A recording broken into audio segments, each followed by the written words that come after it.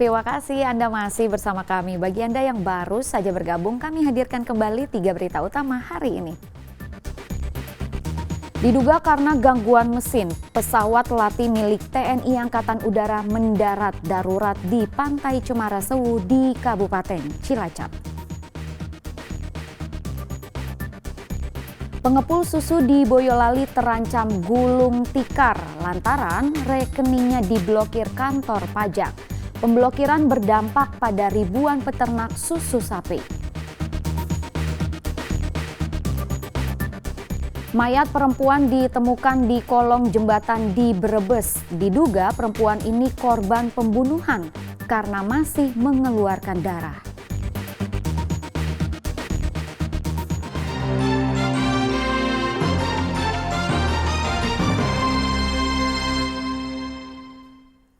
Sesosok mayat perempuan ditemukan di kolong jembatan Desa Karangkunti, Brebes. Polisi masih menyelidiki penyebab pasti kematian korban. Warga Desa Karangjunti, Kecamatan Losari, Brebes gempar saat mendapati mayat perempuan di bawah jembatan. Saat ditemukan, jasad korban yang mengenakan celana hitam dan baju biru tua itu masih mengeluarkan darah. Polisi mendapatkan kabar langsung melakukan olah tempat kejadian perkara dan memeriksa sejumlah saksi. Jasad korban langsung dibawa ke RSUD Brebes. Awalnya kita mendapatkan informasi dari masyarakat, kemudian anggota terjun ke TKP. Untuk pertama ya kita TP-TKP dulu terkait dengan adanya penemuan mayat tersebut. Nanti terkait luka dan enggak, nanti kita tunggu dari Dokes Polda dulu aja. Nanti biar lebih terang dan lebih jelas. Kini tim Dokdes Polda Jawa Tengah tengah memeriksa penyebab kematian korban. Sugiartono melaporkan dari Brebes.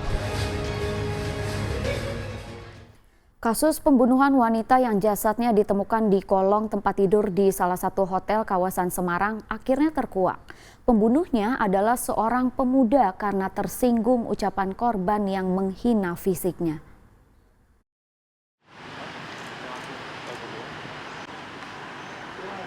Pemuda berusia 22 tahun ini diringkus aparat kepolisian. Pria yang berprofesi pedagang siomay ini ditangkap di terminal bus Boyolali dalam pelariannya usai membunuh seorang perempuan berusia 25 tahun di salah satu hotel kawasan Semarang. Kasus pembunuhan terkuak usai polisi melakukan pemeriksaan sejumlah saksi dan olah TKP. Jasad wanita yang merupakan PSK online itu ditemukan di kolong tempat tidur hotel Sabtu lalu. Tersangka nekat membunuh lantaran kecewa fisik teman kencan yang dipesan tidak sesuai aplikasi. Tersangka tersinggung dan makin emosi karena korban melontarkan ejekan. Mirisnya lagi, tersangka yang sempat komplain namun tetap melanjutkan kencan tersebut.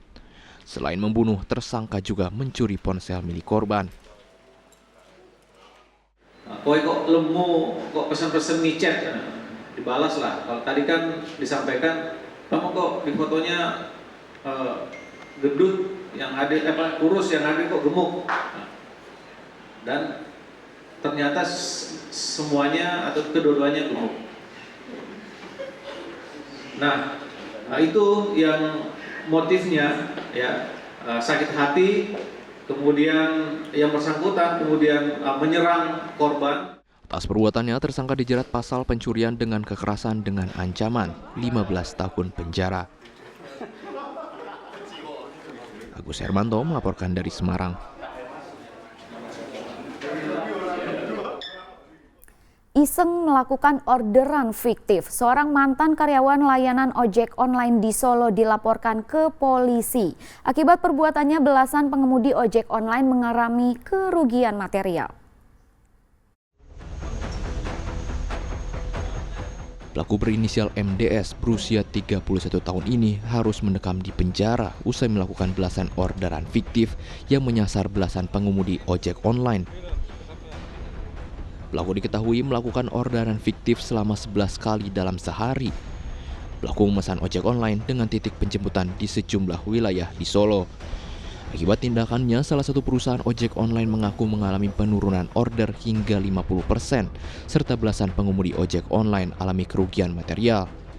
Pelaku mengaku motif dirinya melakukan orderan fiktif ini hanya karena iseng.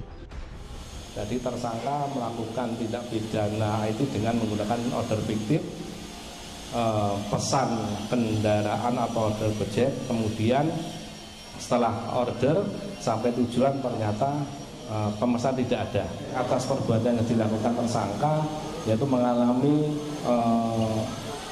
kepercayaan masyarakat menurun, terus kemudian order setelah kejadian tersebut order menurun 50%.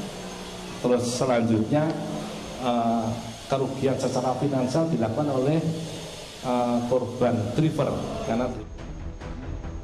Atas perbuatannya, pelaku dijerat pasal tentang informasi dan transaksi elektronik dengan ancaman 12 tahun penjara.